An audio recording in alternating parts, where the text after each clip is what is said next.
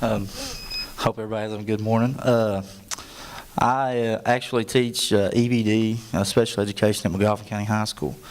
When I first started this year, we didn't have any technology for our students individually. I mean, if you go to our high school, it's amazing. It's immaculate with technology. I mean, we have Promethean boards everywhere. I mean, it's amazing. I think our superintendent probably control everything from where he's sitting, probably. Everywhere from turning off the football lights with your cell phone to, I mean, it's amazing. For my students,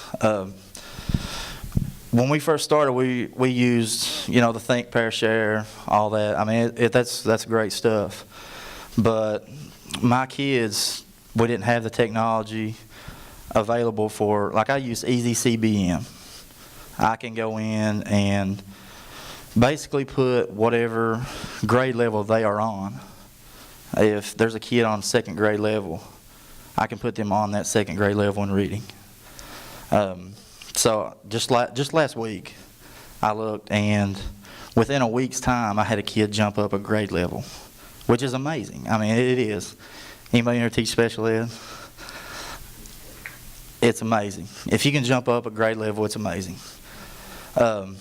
And I do have lower functioning kids, but we do go out in classrooms also. So the use of the Chromebooks, that's what I use my grant for. We got Chromebooks for all my students in the class. You can use Google Classroom. A lot of our teachers use Google Classroom. So if a kid is in their class, and we know kids have anxiety. Okay, a lot of my kids do. So if you're sitting in a classroom and that teacher feels like they're struggling, they'll call me. They'll say, Justin, hey, you care to come get so-and-so? They feel like they're struggling a little bit. I'll go get them. Google Classroom randomizes your tests. So really and truly, there's no way you can cheat. So I can pull 3 students out of this class, and they're taking that test for that teacher. So that is an amazing thing for our students, considering last year we used books. How many of you students like sitting and reading a book all day and writing? Yeah, I see you shaking your head. Nuh-uh. So, and a lot of my kids, they love technology. Every kid these days has a cell phone, so they're going to be using those. But in my room, a lot of my kids don't. So these Chromebooks have really helped our kids already. I mean, we just had them maybe a month, and I can see an impact in them already. At our school, you can do, in another session, virtual learning. So I can get up with Jason and say, hey, Jason, can you tap me into this? And we can use our Chromebooks to watch. I think last year they may have watched an open knee replacement, and you could actually ask the doctor questions. You can type a question. You can ask that question through that virtual learning. So at McGoffin County, we have awesome technology.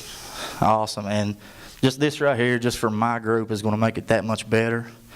Right now, I have data coming out my ears. I'm telling you, with reading, math, I can do anything with these Chromebooks. These kids, they can take tests on them, everything. And right now I have data charts, I have graphs, and as a special ed teacher, that goes into their folders. So that you can monitor their progress easy with what we use for these Chromebooks. Any questions?